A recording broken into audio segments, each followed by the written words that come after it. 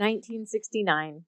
I came into this world, a corn-fed small-town kid, born in Indiana, to a compassionate Delta Airlines ticket agent for a mom, and a slick Playboy-type machine tool salesman for a dad.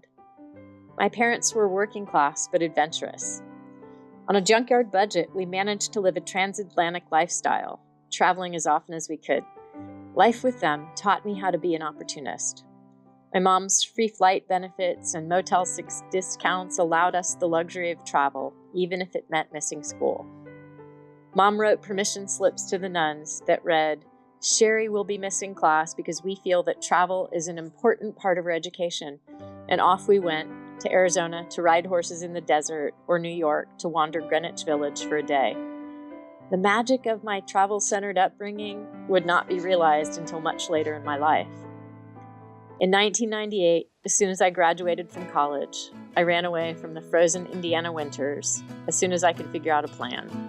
California called me, begging me to frolic on her beaches, sniff her poppy and sour grass, dance under the Bay Bridge, earn a graduate degree, become Californian. So finally, in 2000, I started teaching comp classes at San Jose State University. For 15 years, teaching and grading murdered my creative juices.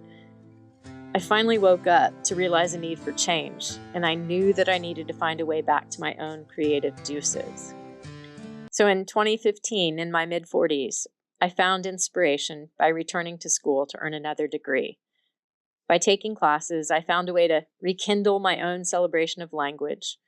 I found instruction and community to help start writing again. I crafted a thesis project that became a memoir entitled Drink the Moon. 2016, hungry for more, I started thinking about what else I would find inspiring. A horseback safari through Kruger National Reserve in South Africa. Upon returning from South Africa, I looked for any reason I could to tell people about this trip, about the land, about the elephants. I couldn't stop dreaming of elephants.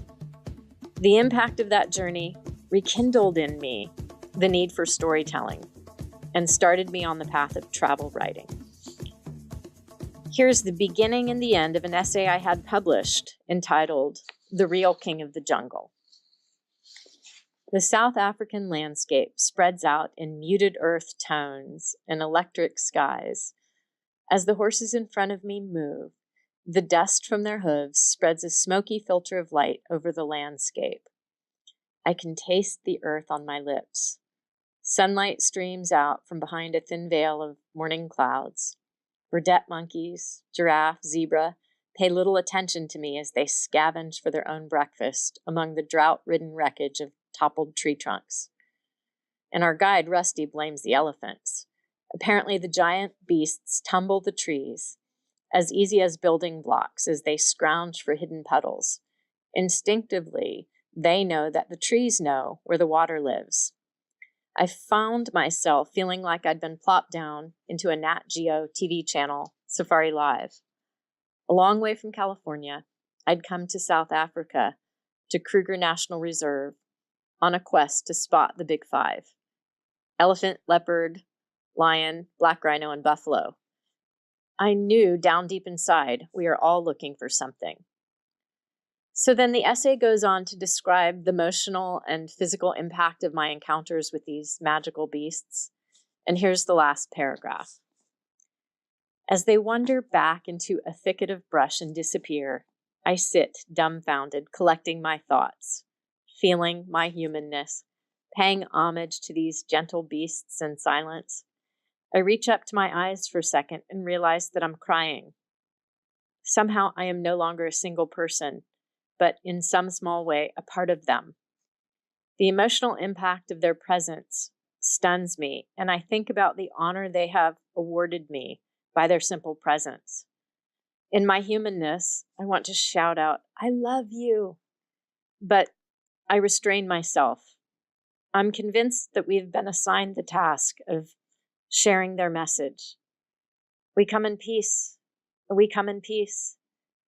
We all stare mesmerized, thunderstruck by their nearness as they simply vanish There's a mystery behind their masked gray visage, beneath those flapping ears, a delicate yet expansive power commanding a wordlessness ordinarily reserved for mountain peaks and roaring fires. These elephants have reminded me of my duty of compassionate attention, of my responsibility to the supreme art of bearing witness, and my heart is full. Even 2 years after that journey, when I look at the elephant photos, it squeezes my heart a bit.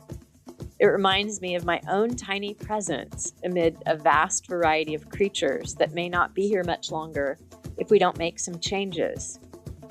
Something about the stillness of morning in the desert, the quietude before and after a lion's roar, the speechlessness of the hairs on a wild elephant's trunk as he caresses my arm, left me both gentled and somehow more unbridled. Never had I felt so alive.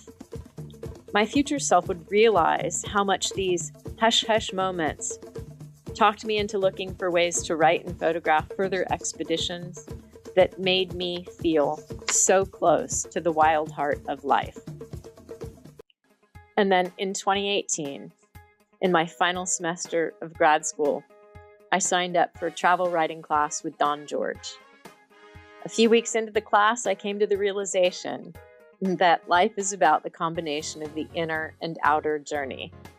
Life is about the stories we share with each other and the way we come alive as we participate in the telling.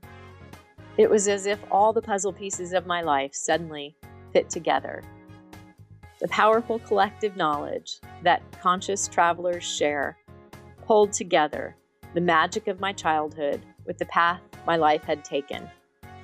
In that classroom with Don, I realized that all my life I'd always been a travel writer.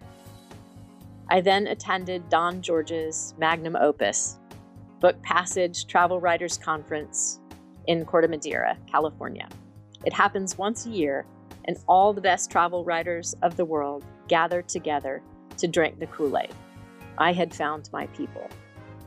And then in 2019, my MFA BFF Helen and I landed an assignment to photograph and write about friendship for AAA magazine. Holland America's cruise line had a new ship, the New Statendam, and it had named Oprah Winfrey the godmother of the ship. Since the theme was a girls' getaway cruise, Helen and I were getting away on the ship with Oprah, living our best life. So now, here I am in front of you at this conference, telling you this story. Travel writing is a morning sunrise prayer, an adventurous walk with a pack of wild dogs, a way of seeing all the beauty in the world in a single horse's eye, a mother's hug. It's an art and practice of connection, of recognizing our commonalities and celebrating our differences as lessons instead of threats. It's a way to thank happy accidents and misadventures for the amazing stories they give us. When I get to travel, I get a chance to reflect, to make pictures and stories, to share them as a celebration of my own humanity. When I embark on an adventure, and this includes the tiny everyday adventures, as well as the big global ones, I feel alive. I am grateful. Every journey, every story, every picture grounds me. Travel writing is like coming home.